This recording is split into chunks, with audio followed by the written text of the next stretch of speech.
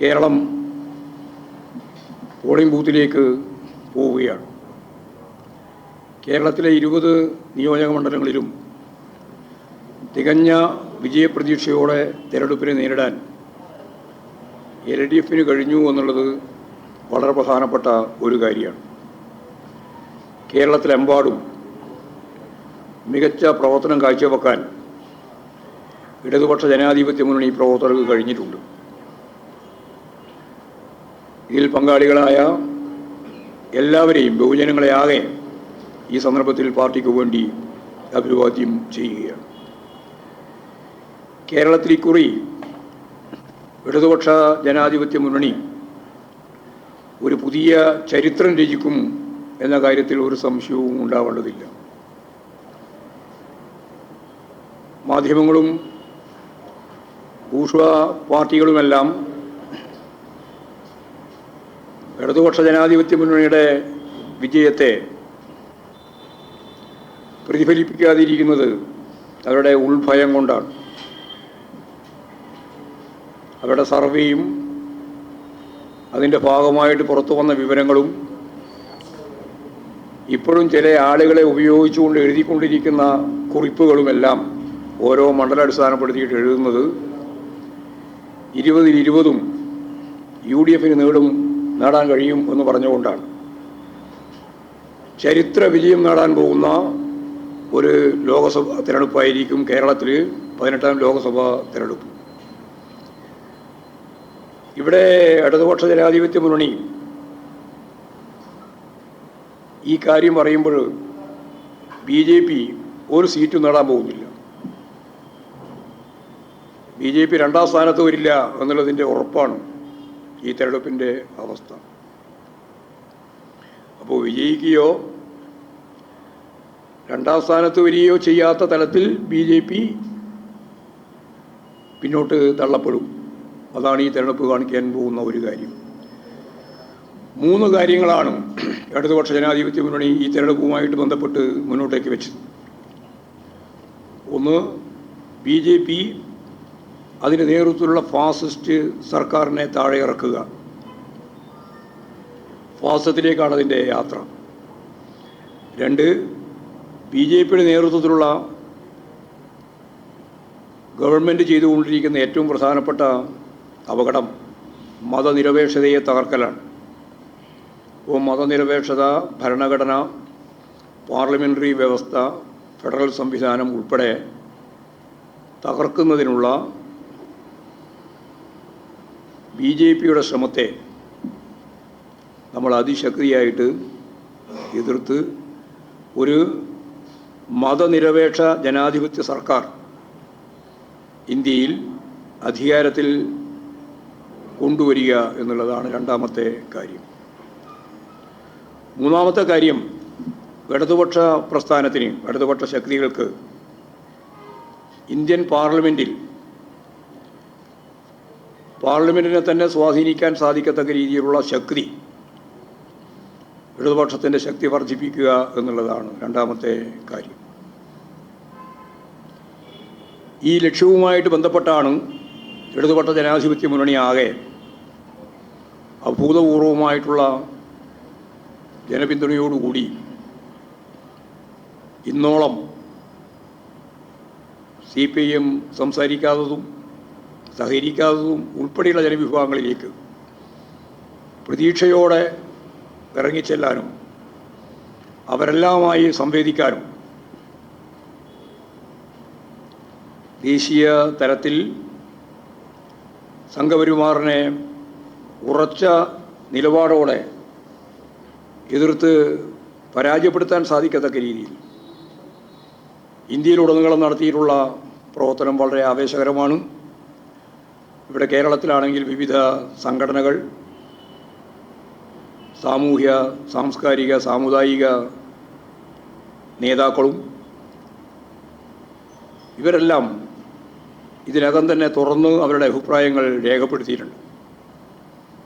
ഒരിക്കലും നമുക്ക് അനുകൂലമായിട്ട് പറയാത്തവരുൾപ്പെടെ ഇന്ന് ഇടതുപക്ഷ ജനാധിപത്യ ശക്തികൾക്കല്ലാതെ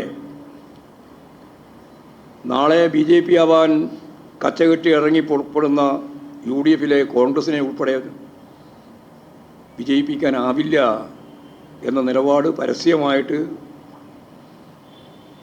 ചൂണ്ടിക്കാണിച്ചിട്ടുള്ളതാണ്. മതനിരപേക്ഷത സംരക്ഷിക്കുമെന്നും BJP-ക്കെതിരെ നിലപാട് സ്വീകരിക്കുമെന്നും ആ പ്രതീക്ഷയിലാണ് കഴിഞ്ഞ തെരഞ്ഞെടുപ്പിൽ കേരളത്തിൽ നിന്ന് കോൺഗ്രസ് വോട്ട് കിട്ടിയ കോൺഗ്രസിന് അനുകൂലമായ വോട്ട് യഥാർത്ഥത്തിൽ അന്ന് ലഭിച്ചത്. എന്നാൽ കേരളം ഉയർത്തിപ്പിടിക്കുന്ന മതനിരപേക്ഷത സംരക്ഷിക്കാൻ കോൺഗ്രസിന് കഴിയില്ലെന്നും കേരളക്കാർക്ക് ബോധ്യം വന്ന സാഹചര്യമാണ് ഇപ്പോഴുള്ളത്.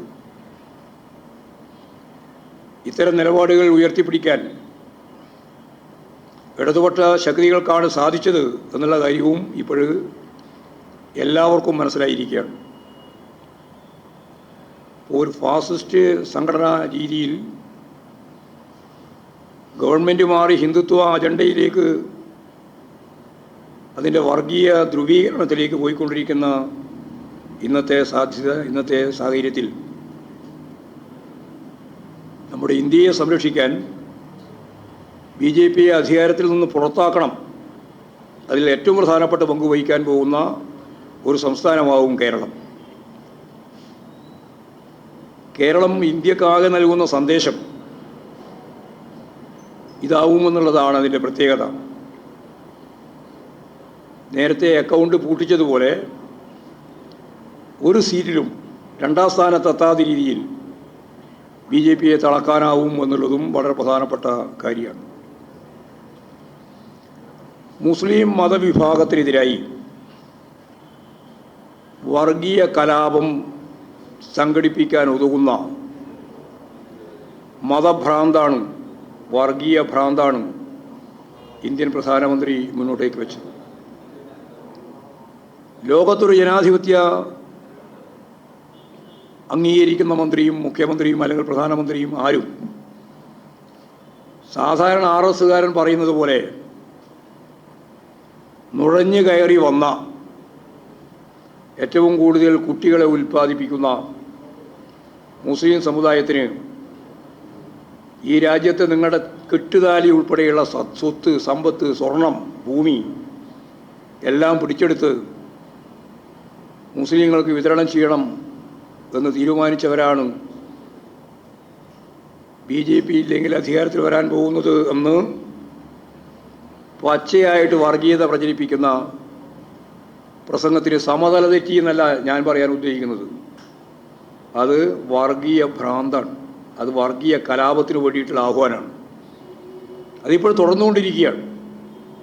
അത് രാജസ്ഥാനിൽ 2 ദിവസമായി, പിന്നീട് UP-യിൽ എല്ലാം തുടരുന്ന ഈ വർഗീയ വിഷം ചീറ്റുന്ന പ്രസംഗമാണിപ്പോൾ പ്രധാനമന്ത്രി നടത്തിക്കൊണ്ടിരിക്കുന്നത്. 1ാം ഘട്ടം കഴിഞ്ഞതിന് ശേഷമാണ് ഈ അസുഖം ഇത്തിരി ശക്തിയായിട്ട് പുറത്തു വന്നത്. 1ാം ഘട്ടത്തോടുകൂടി ഒരു കാര്യം മനസ്സിലായി, BJP-ക്ക് ജയിക്കാൻ പോകുന്നില്ല. 370ഉം 430 വെടി എത്തുന്നില്ല. മാത്രമല്ല അവരുടെ തന്നെ കണക്കനുസരിച്ച് 200 കടന്നാൽ തന്നെ വലിയ പ്രയാസമായിരിക്കും. ഈ അവസ്ഥയിൽ അവരെത്തിയപ്പോഴാണ് ഇവിടെ രാഷ്ട്രീയം വിട്ട് അശ്ലീലത്തിലേക്ക് പോയ പോലെ അവിടെ രാഷ്ട്രീയം വിട്ട് വർഗീയതയിലേക്ക് പോയത്. ഇത് വളരെ ഗൗരവമുള്ള പ്രശ്നമാണ്. ഭരണഘടനാ സ്ഥാപനങ്ങളെ അട്ടിമറിക്കുന്ന സംഘപരിവാർ ഇടപെടലുകളുടെ ഉദാഹരണമാണ് മതവിദ്വേഷം രാജ്യവ്യാപകമായിട്ട് പ്രചരിപ്പിക്കുന്ന പ്രധാനമന്ത്രിക്കെതിരായിട്ട്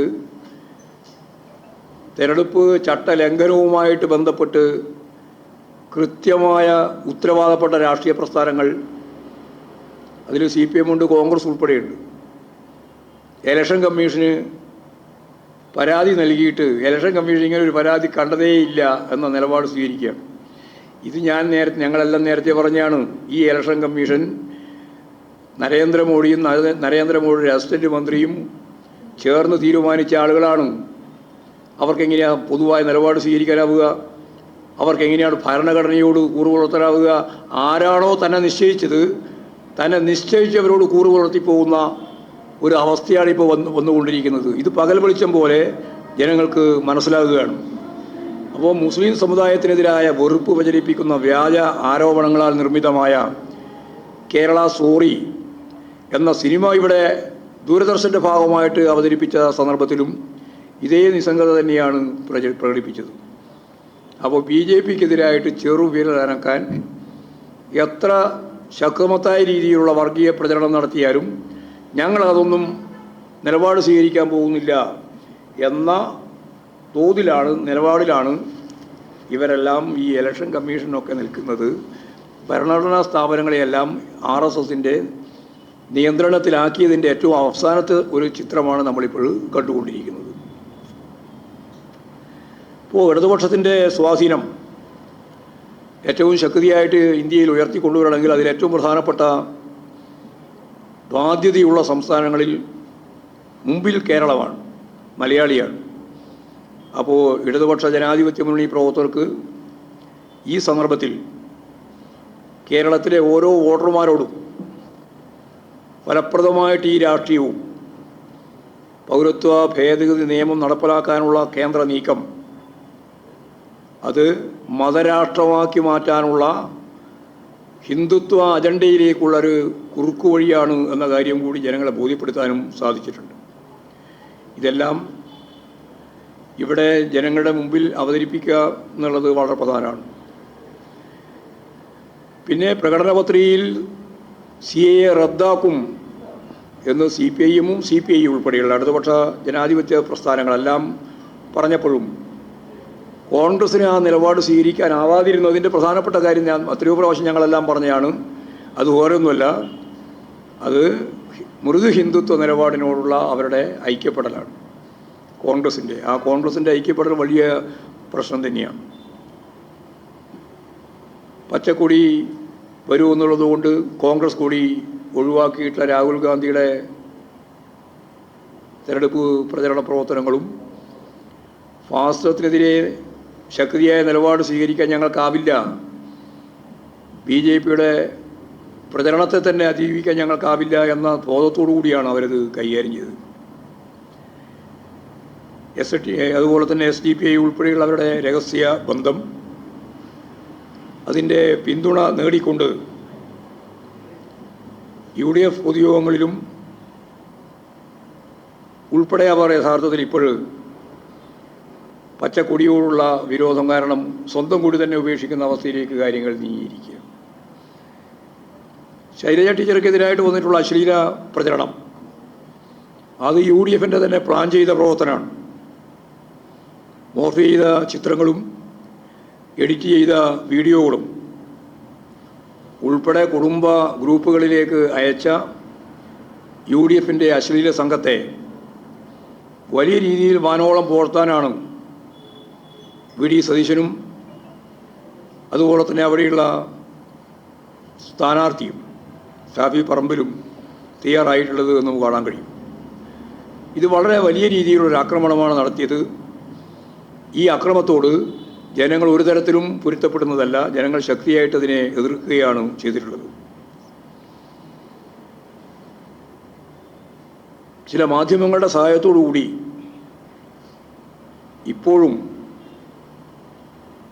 വ്യാപകമായ രീതിയിലുള്ള ഇത്തരം അശ്ലീല പ്രചാരവേലകൾ തുടർന്നുകൊണ്ടിരിക്കുന്നു എന്നുള്ളതാണ്. അത് കേരളത്തോടുള്ള വെല്ലുവിളിയാണ്. ഏഷ്യാനെറ്റ് ന്യൂസിലെ ഒരു പരിപാടിക്ക് താഴെ ഇന്നലെയും മര്യാദയുടെ സകല സീമകളും ലംഘിക്കുന്ന നിലയിലുള്ള കമൻറ്റുകളുടെ പ്രളയമാണ് കാണുന്നത്. ലീഗ് പഞ്ചായത്ത് സെക്രട്ടറി മുതൽ യൂത്ത് കോൺഗ്രസ് നാഷണൽ കോർഡിനേറ്റർ വരെ ഈ അശ്ലീല കൂട്ടത്തിലുണ്ട്. ഇതിന് ശക്തമായ മറുപടി കേരളം നൽകുമെന്ന കാര്യത്തിൽ യാതൊരു സംശയമില്ല. അശ്ലീലം കൊണ്ട് കേരളത്തിൽ ഏതെങ്കിലും മണ്ഡലം ജയിക്കാൻ കഴിയുമെന്നുള്ള പ്രതീക്ഷ അവർക്ക് വേണ്ട. മത്സരിക്കുന്നതിന് മുമ്പ് എന്ന് പറഞ്ഞാൽ വോട്ടെടുപ്പിന് മുമ്പ് കേരളത്തിൽ ജയിക്കുന്ന ആദ്യത്തെ ഇടതുപക്ഷ ജനാധിപത്യ മുന്നണി സ്ഥാനാർത്ഥി സഖാവ് KK ശൈലജ ടീച്ചറായിരിക്കും എന്ന കാര്യവും ഞാനിവിടെ നിങ്ങളോട് ഓർമ്മിപ്പിക്കുകയാണ്. മുഖ്യമന്ത്രിയെ അറസ്റ്റ് ചെയ്യണമെന്ന രാഹുൽ ഗാന്ധിയുടെ ആവശ്യം യഥാർത്ഥത്തിൽ നേരത്തെ ഇവിടെ വന്ന ഇന്ത്യൻ പ്രധാനമന്ത്രിയുടെ ആവശ്യത്തിൻ്റെ മറ്റൊരു പതിപ്പ് തന്നെയാണ്. കാരണം ഇന്ത്യയുടെ വിവിധ മേഖലയിലുള്ള കെജ്രിവാളിനെയും സോറനെയും അറസ്റ്റ് ചെയ്ത EDയോട്, IT യോട്, കേന്ദ്ര ഏജൻസിയോട് അതിനെ പരോക്ഷമായി സമ്മതിച്ചുകൊണ്ട് തന്നെയാണ് പിണറായി വിജയനെ അറസ്റ്റ് ചെയ്യാത്തതെന്ത് എന്നുള്ള ചോദ്യം ഉന്നയിക്കുന്നത്. പ്രതിപക്ഷ ഐക്യനിരയിലെ പ്രമുഖ നേതാക്കൾക്കെതിരെ നിലപാട് കടുപ്പിച്ചുകൊണ്ടിരിക്കുന്ന EDയെയും IT യെയും CBIയെയും കേന്ദ്ര ഏജൻസികളെയും വെള്ളപൂശുന്നതിന് വേണ്ടിയുള്ള ഫലപ്രദമായൊരു ഇടപെടലാണ് ദേശീയ നേതൃത്വത്തിൻ്റെ ഭാഗമായിട്ടുള്ള രാഹുൽ ഗാന്ധി കോൺഗ്രസ് നേതാവ് എടുത്തിട്ടുള്ളത്. അത് അപക്വവും വ്യക്തി കേന്ദ്രീകൃതവുമായ ഉത്തരം കൊണ്ട് നേരിടാനുള്ള ബാലിശമായ നീക്കമാണെന്ന് രാഹുൽ ഗാന്ധിയോട് നേരത്തെ തന്നെ വ്യക്തതയോടുകൂടി കാര്യങ്ങൾ അവതരിപ്പിച്ചിട്ടുള്ളതാണ്. രാജ്യം നിലനിൽക്കണമോ എന്ന് നിശ്ചയിക്കുന്ന ഈ ലോക്സഭാ തിരഞ്ഞെടുപ്പിനെ എത്രമാത്രം ലാഘവത്തോടു കൂടിയാണ് കോൺഗ്രസ് പരിഗണിക്കുന്നത് എന്നതിൻ്റെ തെളിവാണ് ഗുജറാത്തിൽ സൂറത്തിൽ BJP എതിരില്ലാതെ തിരഞ്ഞെടുക്കപ്പെട്ടിരിക്കുന്നു എന്നുള്ള വാർത്ത. കോൺഗ്രസ് ഒരു സംഘടനയായി നിലനിൽക്കാൻ അർഹതയില്ല എന്നുള്ളതിൻ്റെ തെളിവാണ്. BJPയും കോൺഗ്രസും നേരിട്ട് ഏറ്റുമുട്ടുന്ന മറ്റു പാർട്ടികളൊന്നും അതിൻ്റെ ഭാഗമായിട്ടില്ലാത്ത ഒരു സംസ്ഥാനം, അതാണ് ഗുജറാത്ത്. അവിടെയാണ് സൂറത്ത്. സൂറത്ത് ഇന്ത്യയിലെ ഏറ്റവും പ്രമുഖമായ നേതാക്കൾ മത്സരിച്ച മണ്ഡലമാണ്. മൊറാർജി ദേശായിയുടെ മണ്ഡലമാണ്. ആ മൊറാർജി ദേശായിയുടെ മണ്ഡലത്തിൽ സൂറത്തിൽ കോൺഗ്രസ് ആയപ്പോഴും അതിന് ശേഷവും അദ്ദേഹം ജയിച്ചിട്ടുണ്ട്. ആ മണ്ഡലത്തിൽ ഇപ്പോൾ കോൺഗ്രസിൻ്റെ സ്ഥാനാർത്ഥിയെ പിന്താങ്ങിയ 3 ആൾ, അത് വളരെ രസകരമായ കാര്യം. ഒരാൾ മരുമകൻ തന്നെയാണ്, മറ്റേയാൾ സഹോദരി ഭർത്താവ് ആണ്, മൂന്നാമത്തെ ആൾ പാർട്ട്ണറാണ്. ഈ 3 ആളെ ഒപ്പ് വ്യാജമാണ് എന്ന BJPക്കാരൻ്റെ പരാതിയെ തുടർന്നാണ് പിന്നീട് പരിശോധിച്ചത്. ഇപ്പോൾ ഇലക്ഷൻ കമ്മീഷൻ പറഞ്ഞു, എന്നാലൊരു കാര്യം ചെയ്യ്, നീ അങ്ങനെ ആ 3 ആൾ 24 മണിക്കൂറിനുള്ളിൽ ആ 3 ആളെയും ഇവിടെ കൊണ്ടുവന്നാൽ ആവശ്യമായ നിലപാട് സ്വീകരിക്കാം. പക്ഷേ 24 മണിക്കൂർ കൊടുത്തിട്ടും തൻ്റെ സ്വന്തം ബന്ധുക്കളെ പോലും കൊണ്ടുവരാൻ കഴിഞ്ഞില്ല എന്നതിൻ്റെയും കൂടി ചേർന്നാണ് യഥാർത്ഥത്തിൽ തള്ളിയത്. അയാളതും തള്ളി. അദ്ദേഹം തന്നെയാണ് ഈ പറയുന്ന ഡെമ്മിക്ക് ആളെ നിശ്ചയിച്ചു കൊടുത്തത്. അതും വ്യാജാണ് എന്ന് പറഞ്ഞിട്ട് സത്യവാങ്മൂലം കൊടുത്തു, അതും പോയി. പിന്നെ യഥാർത്ഥത്തിൽ 7 ആളുണ്ടായിരുന്നു. BSPയും പിൻവലിച്ചു. എല്ലാം പണാണ്. സ്വതന്ത്രന്മാരുണ്ടായിരുന്നു, എല്ലാത്തിനും പിൻവലിച്ചു. 18ാം ലോക്സഭാ തെരഞ്ഞെടുപ്പിൻ്റെ ചരിത്രത്തിൽ ആദ്യമായിട്ട് എതിരില്ലാതെ സൂറത്ത് പോലുള്ളൊരു മണ്ഡലത്തിൽ BJPക്ക് ജയിക്കാൻ കഴിയും. അപ്പോൾ എത്ര കോടിയാണ് ഇടപാട് നടന്നിട്ടുണ്ടാകുക എന്ന് ഇപ്പോൾ പറയാൻ സാധിക്കില്ല. ഇപ്പോൾ ഏറ്റവും അവസാനം വന്ന വാർത്ത അദ്ദേഹത്തെ കാണാനില്ല. ആ മത്സരിക്കാൻ തീരുമാനിച്ച കോൺഗ്രസ് നേതാവിനെ കാണാനില്ല. അതും കഴിഞ്ഞ് അവസാനം വന്ന വാർത്ത അദ്ദേഹം BJP ചേർന്നു എന്നുള്ളതാണ്. അതാണ് ശരിയായ വാർത്ത. അദ്ദേഹം BJP ചേർന്നു. ഇനി അടുത്ത പ്രാവശ്യം എവിടെയെങ്കിലും MP ആക്കും. ഇമാതിരി ഒരു പാർട്ടി, ഇതിനൊക്കെ നേതൃത്വം കൊടുക്കേണ്ട KC വേണുഗോപാലൻ, സംഘടനാ ജനറൽ സെക്രട്ടറി ആലപ്പുഴ വന്ന് മത്സരിക്കുന്നു. നിങ്ങൾക്ക് നോമിനേഷൻ കൊടുക്കാൻ സംവിധാനം ഉണ്ടാക്കാൻ സാധിക്കുന്നില്ല. പരിഹാസ്യമായ ഒരവസ്ഥയാണ് ഇത്. അവിടെ മാത്രമല്ല, 10 MLA-മാർ ഇതില്ലാണ്ട് തിരഞ്ഞെടുത്തു. എവിടെയാ ഈ തിരഞ്ഞെടുപ്പിൻ്റെ ഭാഗമായിട്ട് MLA-മാർ, അതായത് അസംബ്ലി ഇലക്ഷൻ കൂടി ഉണ്ടായിരുന്നു അരുണാചൽ പ്രദേശിൽ. ആദ്യം 5 എണ്ണം കൂറ് മാറി, പിന്നെ 5 എണ്ണം കൂറ് മാറി, 10 എണ്ണം കൂറ് മാറിയിട്ട് അവിടെ BJP എതിരില്ലാണ്ട് ജയിച്ചു. അതിന് ആ 10 എണ്ണം BJP ചേരും. ഇതുപോലെ തന്നെ സൂറത്ത് പോലെ തന്നെ. ഇതെല്ലാം കോൺഗ്രസ് എന്ന് പറഞ്ഞ് നടക്കുന്ന, സംഘടന എന്ന് പറഞ്ഞ് നടക്കുന്ന വല്ല കാര്യമുണ്ടോ? നല്ല ഭൂരിപക്ഷമുള്ള സമയത്താണ് ഹിമാചൽ പ്രദേശിൽ BJP MP ആയി വരുന്നത്. രാജ്യസഭയിൽ 40 സീറ്റുണ്ടായിരുന്നു. 6 BJPക്കാർ കാലുമാറി എന്ന് പറഞ്ഞാൽ സംഘടനാ സംവിധാനമില്ല. തെക്കാനും വടക്കാനും നടന്നാൽ സംഘടന ഉണ്ടാവില്ല. എന്താ ലാഭം കിട്ടുക എന്ന് ചോദിച്ചാൽ അവിടെ ഇവിടെയും മത്സരിക്കാൻ പുറപ്പെട്ടാൽ അതിന് സംഘടന നോക്കാൻ ആൾ വേണം. അപ്പോൾ സംഘടനയുമില്ല, നിങ്ങൾക്ക് ആശയവുമില്ല, രാഷ്ട്രീയവുമില്ല. അത് വളരെ വളരെ ഗൗരവതരമായ പ്രശ്നമാണ്. കേരളത്തിലെ സ്ഥിതി ഇന്ന് ആസാം മുഖ്യമന്ത്രി പ്രഖ്യാപിച്ചതുമായി ബന്ധപ്പെട്ട് നോക്കിയാൽ കുറച്ച് ആശങ്കയുള്ളതാണ്. അദ്ദേഹം പറഞ്ഞത്, പണ്ടേ അദ്ദേഹം പറഞ്ഞിരുന്നു, ഞങ്ങൾ ഫിക്സഡ് ഡെപ്പോസിറ്റാണ്, ഞങ്ങളുടെ ഫിക്സഡ് ഡെപ്പോസിറ്റാണ് കോൺഗ്രസ് എന്ന്, എപ്പോൾ വേണമെങ്കിലും ഡെപ്പോസിറ്റ് പിൻവലിക്കാം എന്നതുപോലെ ഞങ്ങൾക്ക് പിൻവലിക്കാൻ കഴിയുമെന്നാണ് അദ്ദേഹം പറയുന്നത്. അയാൾ വരെ കോൺഗ്രസ്സാണ്, കോൺഗ്രസ് നേതാവ് BJP ആയിട്ടാണ് മുഖ്യമന്ത്രിയായത് ആസാമിൽ. അദ്ദേഹം ഇപ്പോൾ പറയുന്നത്, അതായത് ഹിമന്ത ബിശ്വ ശർമ്മ പറഞ്ഞിട്ടുള്ളത്, ഇവിടെ ഞങ്ങളുമായി ചർച്ച നടത്തി കോൺഗ്രസ് നേതൃത്വം, ഒരു വിഭാഗം, ഒരു പുതിയ കോൺഗ്രസ് ഉണ്ടാക്കാം, ഒരു പുതിയ പാർട്ടി, എന്നിട്ട് അടുത്ത അസംബ്ലി തിരഞ്ഞെടുപ്പ് വരുമ്പോഴേക്ക് BJPയുമായിട്ട് ഐക്യം ഉണ്ടാക്കുക, NDAയുടെ ഭാഗമാവാം. അല്ലാണ്ട് ഇന്നത്തെ രീതിയിൽ ഈ കോൺഗ്രസിൻ്റെ ഭാഗമായിട്ട് നിന്നിട്ട് കാര്യമൊന്നുമില്ല.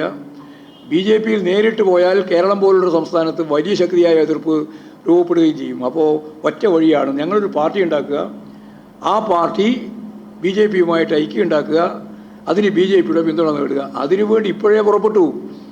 ഈ ഇലക്ഷൻ ഇടയിൽ കയറി വന്നതുകൊണ്ട് തൽക്കാലം ചർച്ച മാറ്റി വെച്ചിരിക്കുന്നു. ഇലക്ഷൻ കഴിഞ്ഞ ഉടനെ 2026 ഉന്നം വെച്ചുകൊണ്ടുള്ള ചർച്ച നടത്താൻ പോകുന്നു എന്നാണ് ഇപ്പോൾ പറഞ്ഞു വെച്ചിട്ടുള്ളത്. അപ്പോൾ ഇതൊരു വളരെ ഗൗരവമുള്ള ഒരു പ്രശ്നമാണ്. കാരണം ഓരോരാളെ പറ്റിയും നമുക്ക് ഉത്കണ്ഠയുണ്ട്. ഇപ്പോൾ കണ്ണൂരിൽ KPCC പ്രസിഡന്റ് തന്നെ മത്സരിക്കുകയാണ്, സുധാകരൻ്റെ PA ഇപ്പോൾ BJP ചേർന്നു. അദ്ദേഹം വളരെ പ്രധാനപ്പെട്ട വ്യക്തിപരമായ കാര്യങ്ങൾ മുഴുവൻ കൈകാര്യം ചെയ്യുന്ന ഒരാളാണ്. അപ്പോൾ അദ്ദേഹം BJP ചേർന്നിരിക്കുകയാണ്. പിന്നെ ഞാൻ എപ്പോൾ വേണമെങ്കിലും BJP ചേരുമെന്ന് പരസ്യമായി പ്രഖ്യാപിക്കുന്ന ആളാണ് KPCC പ്രസിഡന്റ്. അദ്ദേഹത്തിൻ്റെ അനുയായി തന്നെയായിരുന്നു ഇപ്പോൾ അവിടെ NDA സ്ഥാനാർത്ഥിയായിട്ട് മത്സരിക്കുന്ന, ധർമ്മടത്ത് മുമ്പ് കഴിഞ്ഞ പ്രാവശ്യം ഇടതുപക്ഷ ജനാധിപത്യ മുന്നണിക്കെതിരായിട്ട് മത്സരിക്കുകയും ചെയ്തിട്ടുള്ള സ്ഥാനാർത്ഥിയാണ് രഘുനാഥ്. ഇപ്പോൾ കേരള കോൺഗ്രസിൻ്റെ സജി മഞ്ഞക്കടമ്പൻ ഇപ്പോൾ പോയിരിക്കുകയാണ്. മാത്രമല്ല അവിടെയെല്ലാമുള്ള നിരവധി കേരള കോൺഗ്രസിൻ്റെ നേതാക്കന്മാർ ഇപ്പോൾ മാറിയിരിക്കുകയാണ്. കരുണാകരൻ്റെ മകളെ സംബന്ധിച്ചും പനമ്പള്ളി ഗോവിന്ദ മേനോൻ്റെ കൊച്ചുമകൾ സുജാത മേനോൻ, രാഹുൽ ഗാന്ധിയുടെ സ്വീകരണ പരിപാടിക്ക് നേതൃത്വം നൽകിയ വയനാട്ടിലെ DCC general secretary VM Sudhakaran, മുൻ AICC അംഗവും ആറ്റിങ്ങലെ മുൻ സ്ഥാനാർത്ഥിയായി തങ്കമണി ദിവാകരൻ, തിരുവനന്തപുരത്തെ DCC ജനറൽ സെക്രട്ടറി തമ്പാനൂർ സതീഷും VN ഉദയകുമാറും, KPCC എക്സിക്യൂട്ടീവ് അംഗവും കോർപ്പറേഷൻ മുൻ പ്രതിപക്ഷ നേതാവുമായ മഹേശ്വരൻ നായർ, സ്പോർട്സ് കൗൺസിൽ മുൻ അധ്യക്ഷ പത്മിനി തോമസ്, ശരത്ചന്ദ്ര പ്രസാദ് കോൺഗ്രസിൽ നിന്ന് രാജിവെച്ചു. ഇനിയും അപ്പുറത്ത് എത്തിയിട്ടില്ല എന്ന് മാത്രമേ പറയാൻ സാധിക്കുള്ളൂ. ഇതാണ് കോൺഗ്രസ്. ഇങ്ങനെയൊക്കെയാണെങ്കിലും ഇടതുപക്ഷ ജനാധിപത്യ മുന്നണിയെ മനഃപൂർവ്വം ജനങ്ങളിൽ നിന്ന് മറച്ചുപിടിക്കാൻ മാധ്യമങ്ങൾ നടത്തിയിട്ടുള്ള ശ്രമങ്ങളും ചെറുതായി കാണേണ്ടതില്ല. വ്യാജ സർവേകളും വ്യാജ വാർത്തകളും ഇടതുപക്ഷത്തെ ആക്രമിക്കാൻ തുടർച്ചയായി അവർ പ്രയോഗിച്ചുകൊണ്ടിരിക്കുകയാണ്. മുഖ്യമന്ത്രിയുടെ വാർത്താ സമ്മേളനവും പൊതുസമ്മേളനങ്ങളെ അതിൻ്റെ പ്രക്ഷേപണം പൂർണ്ണമായിട്ട് അവഗണിക്കുന്ന നിലയാണ് ഉണ്ടായിട്ടുള്ളത്. മുഖ്യമന്ത്രി പറയാത്ത കാര്യങ്ങൾ ഇന്നലെയുൾപ്പെടെ വൻതോതിൽ പ്രചരിപ്പിക്കുന്ന സ്ഥിതിയും ഉണ്ടായിട്ടുണ്ട്. കൃത്യമായ അജണ്ടകളോടോ BJPക്കും കോൺഗ്രസിനും വേണ്ടി വേഷം കെട്ടി നടക്കുന്ന പല മാധ്യമങ്ങളും ഇപ്പോഴും ആ തരത്തിലേക്ക് മാറിയിരിക്കുകയാണ്. ഈ പശ്ചാത്തലത്തിലും ഇടതുപക്ഷത്തിൻ്റെ ഉന്തമുന സാമൂഹ്യ മാധ്യമങ്ങളിലൂടെ ജനങ്ങളുമായി ബന്ധപ്പെടുന്ന LDF പ്രവർത്തകർക്കെതിരായിട്ടാണ് അവർ ഉപയോഗിക്കാൻ ശ്രമിക്കുന്നത്. ഈ മാധ്യമങ്ങളാകെ മാധ്യമ തിരസ്കരണത്തെ കവച്ചുവെച്ച് മികച്ച പ്രചാരണ ശൃംഖല ഒരുക്കാൻ ഇവിടെ കേരളത്തിൽ ഇടതുപക്ഷ ജനാധിപത്യ മുന്നണിക്ക് കഴിഞ്ഞു. ലോകത്തിൻ്റെ വിവിധ ഭാഗത്തു നിന്നുള്ള തിരഞ്ഞെടുപ്പ് പ്രചരണങ്ങളിൽ വ്യാപൃതരായ നിരവധി ആളുകൾ ഈ ഇടതുപക്ഷ ജനാധിപത്യ മുന്നണിയുടെ വിജയം കാണാൻ ആഗ്രഹിക്കുന്ന എന്നാൽ ഇപ്പോഴുണ്ട് എന്ന് ലോകത്തിൻ്റെ വിവിധ മേഖലയിൽ നിന്നുള്ള ചലനങ്ങൾ മനസ്സിലാക്കാൻ സാധിച്ചിട്ടുണ്ട്. ഇതോടൊപ്പം പരാജയം മണത്ത UDF BJPയും പണവും മദ്യവും നിരവധിയായ മേഖലയിൽ ഒഴുക്കുന്നതിന് വേണ്ടി പ്രത്യേകിച്ച് കോളനികൾ ഉൾപ്പെടെ പാവപ്പെട്ട മനുഷ്യൻ്റെ വോട്ടിന് വില നിശ്ചയിച്ച് പണം നൽകുന്ന നിലപാട് കേരളത്തിൻ്റെ വിവിധ മേഖലയിലുണ്ട്. തിരുവനന്തപുരത്ത് അത് വളരെ കൂടുതലാണ്. അതിൽ BJP ആണ് ഏറ്റവും മുൻപന്തിയിൽ നിൽക്കുന്നത്. കോൺഗ്രസും ആറ്റിങ്ങൽ കോൺഗ്രസ് തന്നെയാണ്. ബിജു രമേശൻ കൃത്യമായിട്ട് കോളനിക്കകത്ത് നിന്ന് പിടിക്കപ്പെട്ടു. യഥാർത്ഥത്തിൽ പണവുമായി 2 മോട്ടോർ ബൈക്കിലാണ്, കാറിലാണ് ഇദ്ദേഹത്തിൻ്റെ ഒപ്പം ഗൺമാൻ ഔദ്യോഗികമല്ല, ഒരു ഗണ്ണും കൊണ്ട് നടക്കുന്നവൻ എന്ന് മാത്രമേ അർത്ഥമുള്ളൂ, തോക്ക്. അവസാനം പോലീസ് കേസെടുത്ത് വിട്ടു. പണം കൊടുക്കാനാണ്. പണം കൊടുക്കാൻ വേണ്ടിയിട്ട് നടക്കുന്ന ഇവനെയൊക്കെ ജനങ്ങൾ തന്നെയാണ് പിടിക്കേണ്ടത്. പോലീസിൽ ഏൽപ്പിച്ചാൽ പോലീസ് ഇവനെ ഇങ്ങോട്ട് പോയിട്ട് ജാമ്യത്തിന് വിടുക ചെയ്യുക. അതാണ് അതിൻ്റെ നിയമവ്യവസ്ഥ. അത്രയേ ഉള്ളൂ. പിന്നെ പണം ഒപ്പം കിട്ടിയിട്ടുമില്ല. ബൈക്കുകാരൻ പണം കൊണ്ട് രക്ഷപ്പെടുകയും ചെയ്തിട്ടുണ്ട്. അതുപോലെ കള്ളവോട്ടിനുള്ള ശ്രമം, ഇതൊക്കെ നേരത്തെ തന്നെ ഇപ്പോൾ പുറത്തു വന്ന വിവരങ്ങളാണ്. ആദ്യം LDFനെതിരായിട്ട് പ്രയോഗിക്കാനാണ് ഉദ്ദേശിച്ചത്. നേരത്തെ നോക്കുമ്പോൾ കൂടുതൽ ഭൂരിപക്ഷവും UDF ആണെന്ന് മനസ്സിലായതോടുകൂടി നിങ്ങൾ മനോരമയും മാതൃഭൂമിയും ഉൾപ്പെടെയെല്ലാം അത് അങ്ങോട്ട് മെല്ലെ മാറ്റിവെച്ച്. ആദ്യം കല്യാശ്ശേരി വലിയ പ്രശ്നമായിരുന്നു. കല്യാശ്ശേരി പറഞ്ഞു നോക്കിയപ്പോൾ മനസ്സിലായത് കല്യാശ്ശേരി മാത്രമല്ല, അപ്പുറമുണ്ട് ഇപ്പുറമുണ്ട്, അതെല്ലാം UDF ആണ് എന്നപ്പോൾ പിന്നെ അതങ്ങോട്ട് മാറ്റി. എന്തു പറയാൻ യാതൊരു അറപ്പുമില്ലാതെ കള്ളപ്രചരണത്തിൻ്റെ ഭാഗമായിട്ടാണ് ഇതിനെല്ലാം കണ്ടിട്ടുള്ളത്. അതുകൊണ്ട് കള്ളവോട്ട് ശക്തിയായിട്ട് എതിർക്കേണ്ടിയുണ്ട്. ജനങ്ങളതിനെ നല്ലതുപോലെ പ്രതിരോധിക്കേണ്ടതുണ്ട് എന്ന് തന്നെയാണ് അത് സംബന്ധിച്ച് പറയുമ്പോഴും പറയാനുള്ളത്.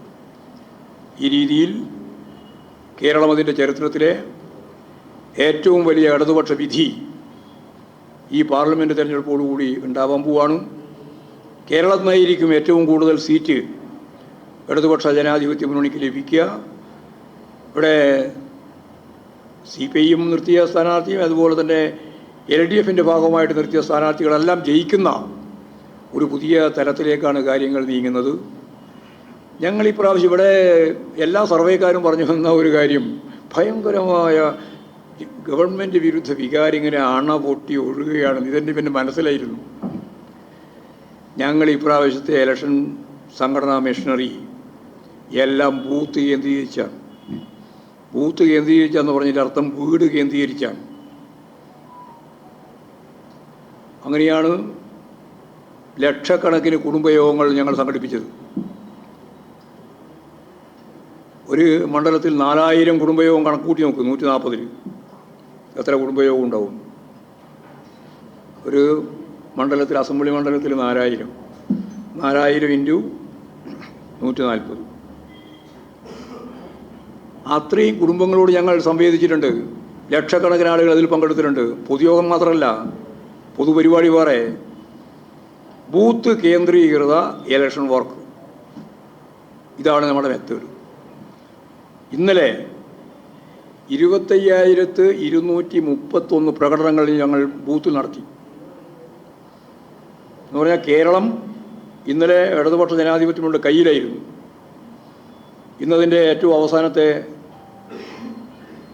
എന്താ പറയുക, എന്തുകൊട്ടാ, കലാശക്കൊട്ട്. ഇന്ന് കലാശക്കൊട്ടാണ്. ഇന്നലെ ഞങ്ങൾ കലാശക്കൊട്ട് അവസാനിച്ചു. 25,231 പ്രകടനങ്ങൾ, സ്ത്രീകൾ, കുട്ടികൾ, യുവാക്കൾ ഒക്കെ അതാത് ബൂത്തിൽ നൂറുകണക്കിന് ആളുകൾ പങ്കെടുത്ത പ്രകടനങ്ങളാണ് ഇവിടെ കേരളത്തിലുടനീളം നടന്നത്. എന്ന് പറഞ്ഞാൽ കേരളം യഥാർത്ഥത്തിൽ ഇടതുപക്ഷ ജനാധിപത്യങ്ങളുടെ കയ്യിലേക്ക് വരുന്ന രീതിയാണ് ഇന്നലെ ഉണ്ടായത്. നേതാക്കന്മാരുൾപ്പെടെ മുഴുവൻ ആളുകളും വീട് കേന്ദ്രീകരിച്ചുകൊണ്ടുള്ള സംഘടനാ പ്രവർത്തനത്തിലേക്കാണ് നീങ്ങിയത്. ഞങ്ങളിതെല്ലാം പരിശോധിച്ചു. നിങ്ങളെ മാധ്യമങ്ങളെല്ലാം കൊട്ടിഘോഷിച്ചുണ്ടാക്കിയ ഗവൺമെൻറ് വിരുദ്ധ വികാരം എവിടെ? പരിശോധിച്ചപ്പോൾ ഞങ്ങൾക്ക് മനസ്സിലായി, കാര്യങ്ങൾ പറഞ്ഞ് ബോധ്യപ്പെടുത്തിയാൽ ഒരു ഗവൺമെൻറ് വിരുദ്ധ വികാരമില്ല, നിങ്ങൾക്കെതിരായ വികാരമാണ് രൂപപ്പെട്ടു വരിക. UDFും 18 MPമാരും അതുപോലെ തന്നെ BJPയും ചേർന്ന് കേരളത്തെ തകർക്കാൻ, കേരളം ഒരു ശത്രു രാജ്യത്തെ പോലെ കൈകാര്യം ചെയ്യാൻ BJP അതിന് കൂട്ടുനിൽക്കുന്ന കോൺഗ്രസ്, UDF, ഇതാണ് കേരളത്തിൽ തെളിഞ്ഞു വന്ന കാര്യം. അതുകൊണ്ട് കേരളത്തിൻ്റെ ചരിത്രത്തിലെ ഏറ്റവും വലിയ വിജയം നേടാൻ ഇടതുപക്ഷ ജനാധിപത്യ മുന്നണിക്ക് സാധിക്കുന്ന ഒരു തിരഞ്ഞെടുപ്പ് പോരാട്ടമാണ്. അതിൻ്റെ ഏറ്റവും അവസാനത്തെ ദിവസമാണ് ഇന്ന്. സ്വാഭാവികമായിട്ട് ഈ ഇലക്ഷനുമായിട്ട് ബന്ധപ്പെട്ട CPMൻ്റെ അവസാനത്തെ പത്രസമ്മേളനമായിരിക്കും ഇന്നത്തെ പത്രസമ്മേളനം. നാളെ ഇന്നത്തെ കലാശം കൂട്ടുകഴിഞ്ഞാൽ നാളെ നിശബ്ദ പ്രചരണം മാത്രമാണ്. തുടർന്ന് 26-ന് വെള്ളിയാഴ്ച പോളിംഗ് ബൂത്തിലേക്ക് പോവുകയാണ്. ശാന്തമായി നല്ല വിജയപ്രതീക്ഷയോടെ ജനങ്ങൾ ഇടതുപക്ഷ ജനാധിപത്യ മുന്നണിക്ക് അനുകൂലമായി പോളിംഗ് ബൂത്തിലേക്ക് പോകും എന്നാണ് പറയാനുള്ളത്. ഇവിടെ മാധ്യമങ്ങൾ ഞങ്ങൾക്കെതിരായിട്ട് നല്ലതുപോലെ നിലപാട് സ്വീകരിച്ചിട്ടുണ്ട്. അങ്ങനെ സ്വീകരിച്ചവർക്കും അങ്ങനെ അല്ലാതെ നിലപാട് സ്വീകരിച്ചവർക്കും എല്ലാം ഈ ഘട്ടത്തിൽ നന്ദി രേഖപ്പെടുത്തുകയാണ്, എതിരായവരെയും അനുകൂലമായവരെയും. ഞങ്ങളിപ്പോൾ ഇതെല്ലാം ഒരു ഡെമോക്രാറ്റിക് സമൂഹമല്ലേ, അത് വെച്ചിട്ടാണ് അങ്ങനെ പറയുന്നത്. ശരി.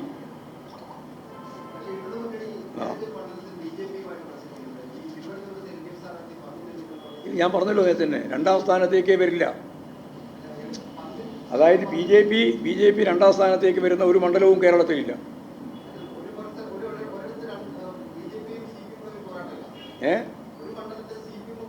അല്ല, അവർ മത്സരത്തിലുണ്ടാകും പോരാട്ടം തന്നെയല്ലേ. അല്ലാണ്ട് യഥാർത്ഥത്തിൽ മത്സരം UDFും അതുപോലെ തന്നെ LDFും തമ്മിലാണ്.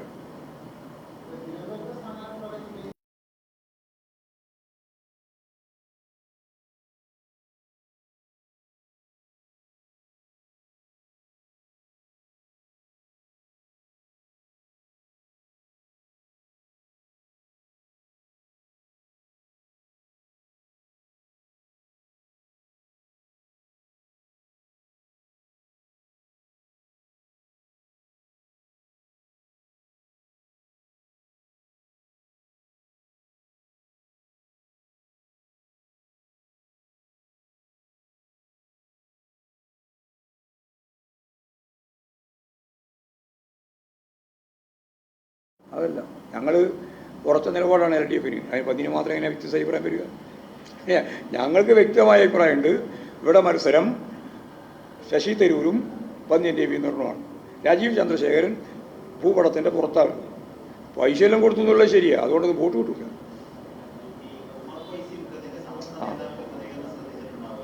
ഓ,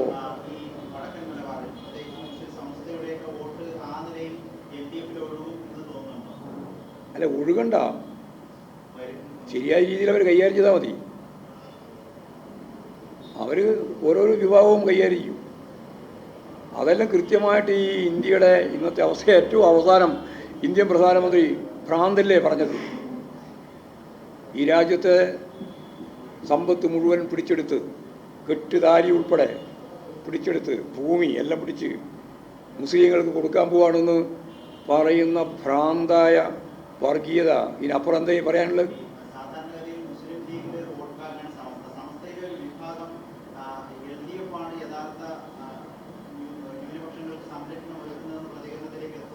അല്ല, അവർ മാത്രമൊന്നുമല്ല എത്തിയത്. ഞാൻ നേരത്തെ പറഞ്ഞ സാംസ്കാരിക മേഖലയിൽ, രാഷ്ട്രീയ മേഖലയിൽ, സാമുദായിക മേഖലയിൽ നിരവധി സംഘടനകൾ, വ്യക്തികൾ, ഗ്രൂപ്പുകൾ ഒക്കെ ഇന്നത്തെ ഇന്ത്യൻ പരിസ്ഥിതിയിൽ ഇടതുപക്ഷത്തെയാണ് വിശ്വസിക്കാനാവുക. M3 പറഞ്ഞില്ല, മുമ്പ് തന്നെ ഇന്നും പറഞ്ഞിട്ടുണ്ട്. M3 പോലെ ഒരു പ്രസിദ്ധനായ എഴുത്തുകാരൻ പറഞ്ഞത് വിശ്വസിച്ച് വോട്ട് ചെയ്യാൻ ഇടതുപക്ഷത്തിനെ സാധിക്കുള്ളൂ. അത് പിന്നെ വേറെ ഏതെങ്കിലും സമുദായം പറഞ്ഞു എന്ന് പറഞ്ഞിട്ട് അതിൻ്റെ മേലെ കയറാൻ നിൽക്കണ്ട. മനസ്സിലായോ? അല്ല, അത് പിണറായി തന്നെ പറഞ്ഞല്ലോ, അങ്ങോട്ട് പറയുമ്പോൾ എന്തൊക്കെ ഇങ്ങോട്ട് കിട്ടും എന്നുള്ളത് മനസ്സിലായിക്കൊള്ളുന്നു. അതിലൊറ്റ കാര്യമേ ഉള്ളൂ. യഥാർത്ഥത്തിൽ രാഷ്ട്രീയ പാരമ്പര്യമാണ് പറയുന്നത്. DNA എന്ന് പറയുന്നത് ജൈവപരമായ DNA അല്ല. ജൈവപരമായ DNA പറയല്ലേ, ഇത് രാഷ്ട്രീയ DNA ആണ്.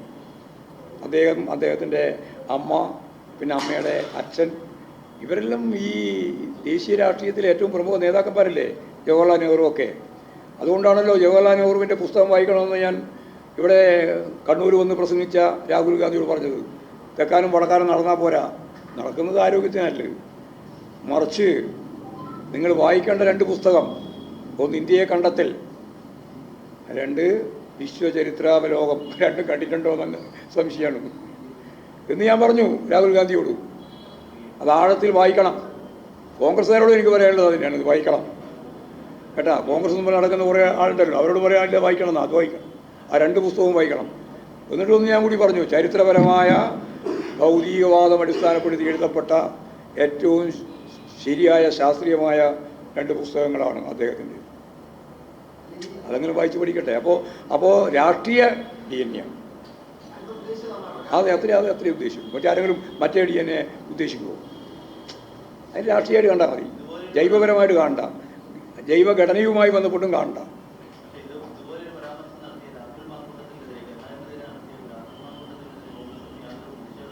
അത് അവരെ ആൾ തന്നെയല്ലേ, അതുകൊണ്ട് യാതൊരു പ്രയാസവും ഉണ്ടാവില്ല. അത് പക്ഷേ ജൈവ DNA പറഞ്ഞത്, അത് രാഷ്ട്രീയമല്ല. കാരണം അവരെല്ലാം ഒപ്പം തന്നെയാണല്ലോ, രാഷ്ട്രീയ വിരുദ്ധതയില്ല, അവർ അത് തന്നെയാണ്. അപ്പോൾ അത് അവരുദ്ദേശിച്ചത് മറ്റേതാണ്. ഞങ്ങൾ അതല്ല കണ്ടത്.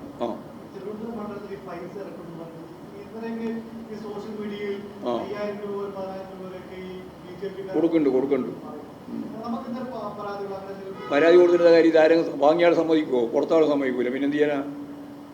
അത് ഞാൻ പറഞ്ഞിട്ടുണ്ട്. അതിപ്പോൾ സഖാവ് AKG കൊണ്ട് പറഞ്ഞിട്ടുണ്ടായി, ചൂല് എടുത്ത് വെക്കണം. ഒരു പ്രാവശ്യം അടിയന്തരാവസ്ഥയിൽ AKG പറഞ്ഞു ചൂല് കൊണ്ട് അടിച്ചാൽ ഒരു വേദന ഉണ്ടാവില്ല. ചൂലല്ലേ നമ്മളെ, അതിങ്ങനെ ഒരു പ്രതീകാത്മകമായി ചൂല് കൊണ്ട് അടിച്ചു എന്ന് പറയാനേ സാധിക്കുള്ളൂ. നല്ല ഒലക്ക വേണം, ഒലക്കെടുത്ത് വെക്കണം. ഒലക്ക പറഞ്ഞാൽ അറിയാം, പുതിയ പത്രക്കാർക്ക് ഒലക്കി അറിയില്ല. ഉരല് അറിയാം, ഉരലുകൊണ്ട് ഒലക്കിയുണ്ട്. അപ്പോൾ AKG പറഞ്ഞാണ് ഈ ഒലക്ക എല്ലാ സ്ഥലത്തും എടുത്ത് നോക്കണം, ഇമാതിരി ആളുകൾ വരുമ്പോൾ അടിച്ച് കാല് മുടിക്കണം. അല്ലാണ്ട് ഈ ഇലക്ഷൻ കമ്മീഷനിലേ കൊടുക്കണ്ടേ? ഞാൻ ഈ പറഞ്ഞ ഇത്രയും വലിയ വർഗീയ വികാരം ഉണ്ടാക്കുന്ന രീതിയിലുള്ള കാര്യം പറഞ്ഞിട്ട് യാതൊന്നും പ്രതികരിച്ചിട്ടില്ല. അപ്പോൾ അതൊന്നും പറഞ്ഞിട്ട് കാര്യമില്ല.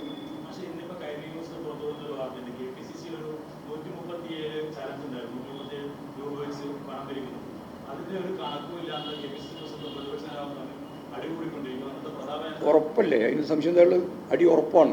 ഈ ഇലക്ഷൻ കഴിഞ്ഞാലും അടി ഉണ്ടാവും. കാരണം പണം കൈകാര്യം ചെയ്യാൻ ഇവരൊക്കെ കൊടുത്താൽ അപ്പോൾ അടിയായി അതിൻ്റെ ഭാഗമായിട്ട്. പിന്നെ പിടി സതീശനെ പറ്റി അല്ലേ ഇത് പറയേണ്ടത്? പുറത്തുനിന്ന് പിരിച്ചുകൊണ്ടുവന്ന പണം തന്നെ ഇപ്പോൾ എവിടെയാ പോയത്? ഇപ്പം വ്യക്തതയില്ലല്ലോ, അതും കേസ് കിടക്കുക.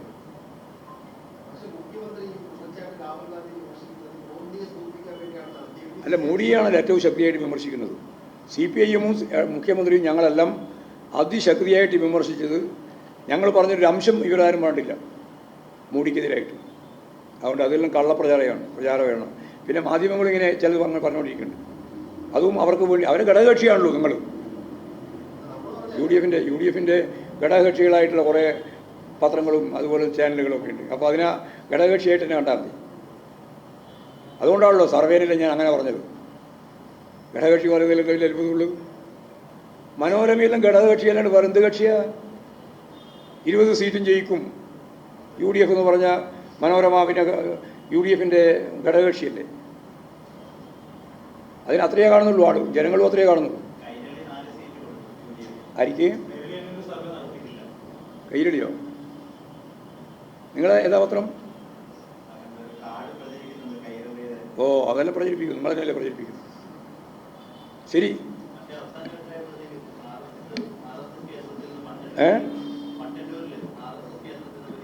ബോംബ് ശേഖരമുണ്ട്, അവരെ സ്ഥിരം പരിപാടിയാണ് ബോംബ്. അതെല്ലാം കരുതിയിരിക്കണം എന്ന് മാത്രമേ എനിക്ക് പറയാനുള്ളൂ. എല്ലാം ശ്രദ്ധിച്ചോളണം. അതായത് ഈ ഇടതുപക്ഷ ജനാധിപത്യത്തിനുടെ ഉജ്ജ്വലമായ ഈ വിജയത്തിലേക്കുള്ള കുതിപ്പ് എങ്ങനെ മുടക്കാമെന്ന കാര്യം വെച്ചുകൊണ്ട് എന്തും ചെയ്യുന്നു നമ്മൾ കണ്ടുകൊള്ളണം. നാളെയും മറ്റന്നാളൊക്കെ വരാൻ പോകുന്ന ഏതു പ്രചരണവും മുൻകൂട്ടി മനസ്സിലാക്കിയിട്ട് ഫലപ്രദമായി കർമ്മധീരതയോടെ ഇടതുപക്ഷ ജനാധിപത്യ മുന്നണി പ്രവർത്തകർ അതിനെല്ലാം നേരിടണം. ഒന്നും കൂടി ഇതിൻ്റെ ഒപ്പം തന്നെ പറഞ്ഞു കൊടുക്കുക. അത്രയേ കാണും. അത് 26 പറയാം. 26 വാഴ 26 ഇപ്പോൾ 20 എല്ലാവരും ആരായാലും